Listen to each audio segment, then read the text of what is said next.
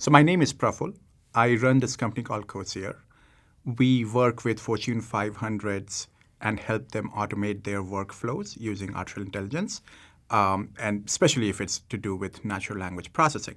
What that means is that in a big company, if there's something that happens again and again, and it's actually based on English, some kind of process decision, whatever it is, then we can probably get a machine to do that for you at a click of a button.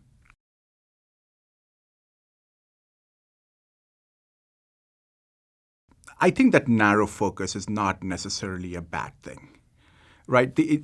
There's a reason they are doing it, right? So there's a misconception that artificial intelligence does not have to do with ROI, and that's not true. In the world of business, everything should be measured on one metric only: dollar in and dollar out, right? And dollar out may be kind of in different ways. So when you go narrow and when you go very tactical, the case for ROI is actually very easy to explain, right? In fact, I tell my clients to go as narrow and tactical as possible. There's a caveat to that. The caveat is that if you go too narrow and too tactical, it may not justify the investment you have to make for an AI system to work. So then you kind of zoom out and say, okay, if we do this kind of investment, what are the different use cases we can target, right? And so you're not starting from, okay, let's go out and cure the cancer kind of a way. You start from, like, okay, we have to develop this drug, and the investment is not probably, doesn't justify the ROI over there. But if we make that investment, what kind of problems we can solve for this drug, that drug, that drug, that drug, and then create a platform, right? And so if you take that approach, multiple advantages. Of course, if the ROI equation is clear, you would see that the business leadership just gets behind any idea very quickly. And second, you don't have to believe in magic. You basically start on, okay, this is a business problem we are solving. We are just trying to figure out the right level at which we solve the problem. So that's, and in my experience, yes, there is some showmanship. There's the role of that visionary person who can come and say, look, this is possible and that is possible. And that's part of my job as well for Coseer. But really what works is when you make them understand that this is essentially dollar in versus dollar out.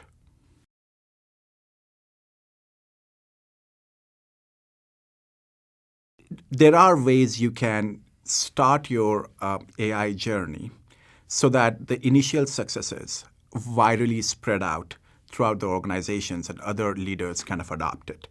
The key is to, again, start small and demonstrate the results.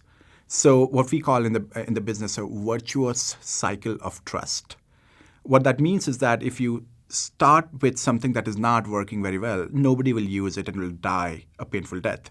But if you start with something that is working well, more people will use it. You will get more data so that you can train the machine, and that will work even better.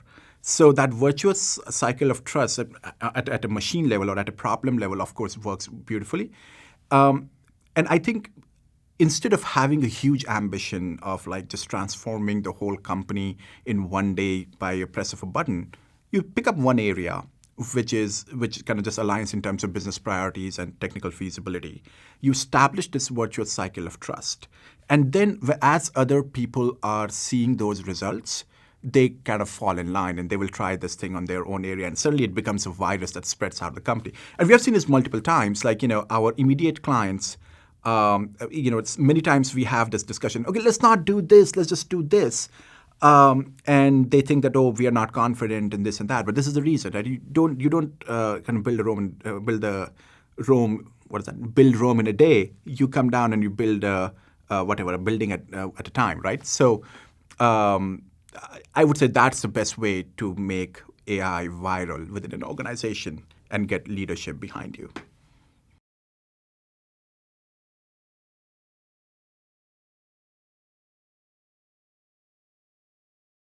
One thing that business leaders fail to get about AI is the cost involved in making a system work. And that is on both ends of the spectrum, right? So there are skeptics who think the AI will never work. And it's not that AI will not work, it's that they did not anticipate the right costs.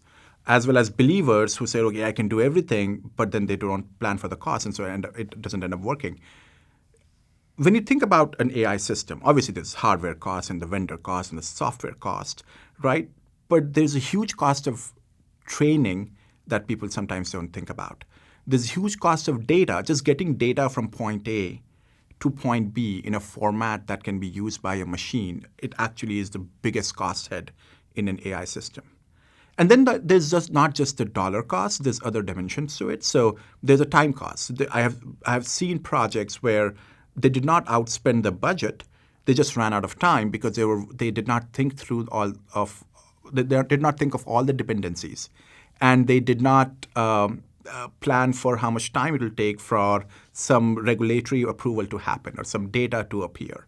So that's the time cost. And there's a political cost, right? In any company, you are always susceptible to organizational dynamics. And to your previous question, unless you start with a very solid footing, unless you very quickly establish that virtuous cycle of trust, very soon, even though you're going the right direction, it ends up being suddenly you get a thing that will shut it down, or suddenly you get your mandate is pulled away, right? So I think business leaders, when they are starting on an AI journey, need to think of all these dimensions, think end to end, and again, back to the business mantra, dollar in versus dollar out, and then get it done.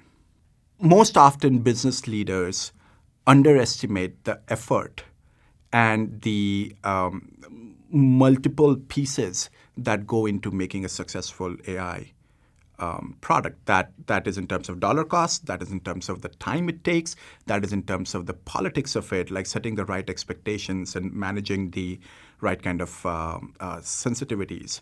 And so that's how I would summarize it. Yeah, no, deep learning is a major technique out there, right? It is modeled after how brain works, the human brain. It is actually showing a lot of results out there, right? So that's why you can understand that deep learning is being successful, and everyone is talking about deep learning today. There's new algorithms coming in and everything. But that's not the only thing. The thing with deep learning is there's two problems, right? Deep learning is very good at emulating human intuition, right? So image processing, for example, right? I mean, there's no reasoning. Like, when I'm looking at this picture, there's nothing that tells me that you are this person, etc., except my intuition that, I can my brain can automatically figure out the shapes, and we just met, so I know who you are and all that. So that intuition part, I think deep learning is very good at emulating, and that's the reason in image processing applications, particularly deep learning is doing fabulously well. But it does not do the reasoning. So think about it this way. If someone tells you that do not cross the road if the traffic light is red, right? And you need to be told just once to follow that, right? Because as a human, you can reason with that side. You don't need to be shown like 1,000 pictures of what happens when you cross in the red light and all that to develop that intuition, right? And as the AI applications get more sophisticated, particularly when we go into business environment and we are talking about workflow automation, or what's called intelligent process automation, there's a lot to do with reasoning. And deep learning does not solve that problem. And so you have to look at other things. The second problem with deep learning is it's just appetite for data. The amount of data it needs to train properly is sometimes unreal. And a few years ago, economists had this article about how data is the new oil. And they're not kidding, right? There's a reason why a Google or a Facebook is being much more successful than a normal enterprise that is not in this consumer domain, is because they have all the data. And they're using deep learning, and they're obviously putting it in open source. But if you are a normal company that does not have that kind of data, deep learning may not be the best fit algorithm. There are alternatives. Some are intelligent, some are not. But I would recommend every business leader to think outside the deep learning box as well. And maybe deep learning is the best answer for you. The good thing about deep learning, it's proven. It's shown a lot of results already. So then take a decision that way.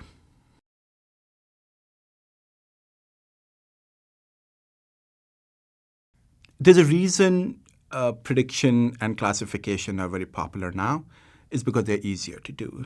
They are more intuitive to understand, and in terms of the scale of complexity of the algorithms used for different things, they are towards the lower end of that scale, right? And a lot of people are adopting, and that's the right place to start. Just as I said earlier, do what you know, and establish that virtuous cycle of trust. But at the same time, if you think about the human cognition, if that's really what we are trying to emulate, either in workplace or in general, it is reinforcement based, right? We kind of make an assumption, and very quickly something in the environment either confirms or dispels that assumption, and that's how we think. That's all humans think. So reinforcement learning clearly is closer to the human cognitive thinking, and that's the direction this will go. The other advantage of reinforcement learning is that the results are immediately available, right? If you predict something, you classify something, you have to wait or you have to design some system to figure out whether that's a correct result or not for a thing or whatever, do human stuff.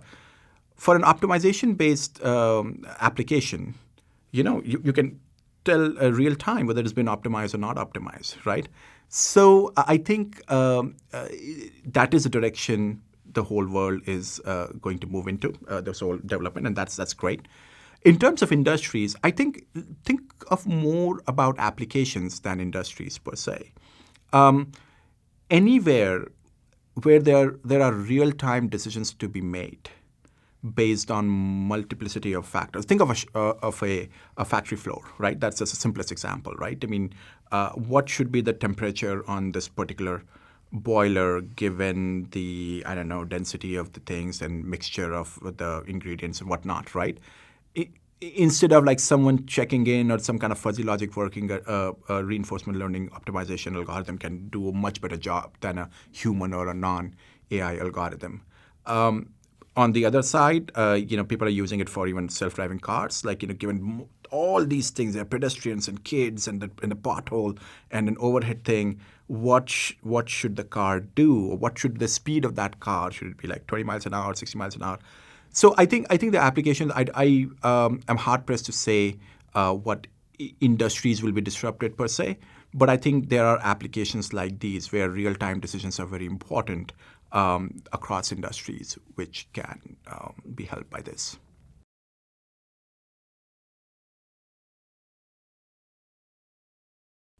In terms of architecture of an AI system, I think business leaders should not really care, except for the following. Right? It's a data science. You would hire a good data scientist or data architect who would tell you to do that. Right? As a business leader, you should not be worried about it, except for 2 or 3 things.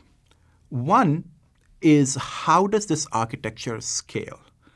So let's say you have a problem, and this problem has been solved at a small level by some promising algorithm or some technique, and now you're trying to solve it at, let's say, a huge level, right? So for, let's say, earlier you were doing only, hard pressed to find an example. Oh yeah, this one. So let's say you have a system that can analyze your wrist for signs of repetitive strain injury. Doesn't matter, right? Basically analyze pictures of your wrist and say something, classify it one way or the other. And there's an algorithm that solves it very well, and now you want to use it for the whole body, right? And in theory, it's just a different scale. But sometimes what happens is that in the data architecture, the hardware dependency is super linear, which means that if you go from 1 to 10, the hardware required could go from 1 to 100 or 1,000, right? And which means that a lot of solutions can be very viable and very applicable in small scale, but not at an enterprise or a large scale system, right? So as a business leader, what you need to think through is, can this application scale in terms of costs and hardware or whatever architecture your data science team is proposing? Second, and this is very important, this is what I call the graveyard of a lot of AI systems, right? So think about AI training process. In most cases, you have a black box, right? And you just provide it with all the right information, what training data and input modeling and all that, and some output comes out, right? And when you start, you're assuming, okay, the business wants like 90% accuracy or whatever that number is. Right? You have set a target. You run it for first few times, and your data science team kind of iterates on it, and everything happens, and suddenly the accuracy plateaus out at 85%. Right? Now, of course, it's still a good system and the thing, but many times business leaders are not aware of how to take that 85 to 90 or 95, whatever it's at that, right? Because it's a black box, and your data science team will keep telling you, oh, let's find better data and go through the whole training process again. Oh, let's do it again. And that's the right thing to do at some level. But even before you start, you need to ask that question about the data architecture or the system architecture, that if we fall short of our target or our acceptable limit, whatever that is, how do we kind of crawl back up? So, and hopefully your data science team has a good answer, right? And the only third thing I would say is that as a business leader, you need to make sure that your data science team can translate whatever data metrics they are working with back to the business metrics. Many times I'm asked these questions on various forums, or I teach some children and all that. How do you tell a data story, right? And if you have this amazing data and amazing analysis, how do you tell a story behind it? And I tell them, you're too late. You should have started from the story, found the data and the systems to prove, disprove, or kind of modify that story. And that's, again, a business leader's job. So to kind of rephrase, when it comes to architecture, one is that you need to make sure that whatever system or algorithm is being used can scale. If it has worked in a small scale, doesn't mean it will scale that well. Maybe the hardware cost is prohibitive or something else kind of breaks. So you have to be careful of that. Number two, you need to understand that the AI system may not deliver as promised. And if that happens, are there ways to take the accuracy or whatever performance metric you're using beyond the acceptable limits which you set out when you started on this journey? Going back and retraining the whole engine is probably the worst answer to this. I'm sure your data science team can tell you simpler things. And number three is really make sure that your data science team understands the business priorities and can translate the business metrics for you to the data metrics they are reporting on day in, day out basis. Right? Start from the story. Do not start from the data. Start from what you're trying to achieve as a business. Beyond that, I don't think business leaders should be worried about the algorithms and architecture, et cetera. You have a data science team for a reason.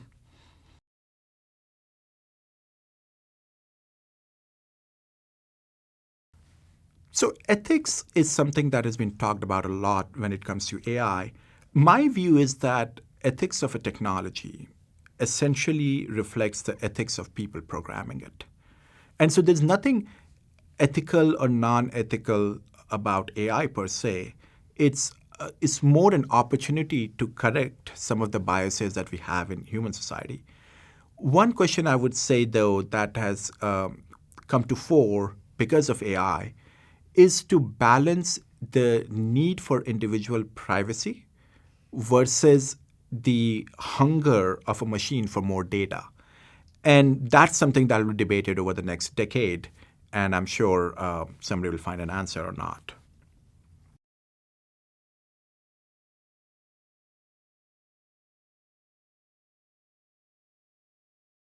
So with the rise of AI, some of the basic rules written for software, particularly software as a service, which is big right now, they are actually being challenged. Software as a service, one of the key components of that is what's called multi-tenancy, which means one copy of the software will cater to all the clients. So in theory, there's one copy of the Facebook software running somewhere, and billions of people are logging into that one copy and getting catered to it. With AI, that doesn't hold. And the reason is the following. So let's say I'm a pharma company, and I get a vendor, and I train that AI and this crazy number system. That AI tells me 2 plus 2 is 4, and I'm happy with it. I design all my processes around it, and it's working great. But then let's say you are a pharma company, and then you kind of sign up with the same vendor, and you upload your data, and turns out suddenly 2 plus 2 is 5. Now, first of all, that may be worse answer for me, and so suddenly the value of that system has gone down for me. Even if it was a better answer for me, maybe in this crazy number system 2 plus 2 was 5, it's still something I don't want to know, or not. It's still something I don't want to be surprised with, right? Because all my systems are set up for 2 plus 2 equal to 4. And so so the way the AI is being implemented in enterprise setup is that everyone is saying, you know what, let her have her own machine, and let me have my own machine, and let's do that. So that's multi-tenancy. And a lot of different things follow from there in terms of business models, in terms of what we can do with an individual machine, in terms of now that I have my own machine, then maybe I should be adding 3 numbers and you need only 2 numbers, and we can do those things. So the whole that's something the whole IT department and venture capitalists are trying, yet they've not figured it out. They're struggling with it. Is that the rules of software as we know it over the last decade are now being changed because of AI.